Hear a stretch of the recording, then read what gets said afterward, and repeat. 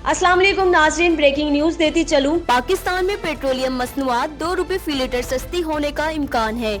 Oil and gas regulatory authority OGRA ने कीमतों में कमी की समरी मुतल्लिका हुकाम को भिजवा दी है। पेट्रोलियम डिवीजन हुकाम ने बताया है कि समरी में पेट्रोल 2 रुपए फी लीटर सस्ता करने की सिफारिश की है। डीजल की कीमत में भी 2 रुपए कमी की तजवीज भिजवाई गई है।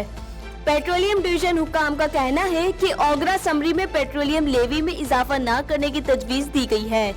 कीमतों में कमी 15 दिन के लिए तजवीज की गई है। वजीर आजम की मंजूरी के बाद नई कीमतों का ऐलान आज शाम को होगा। कमी के बाद पेट्रोल की नई कीमत 108.35 रुपए हो जाएगी। डीजल की कीमत कम होकर 111.8 रुपए हो जाएगी।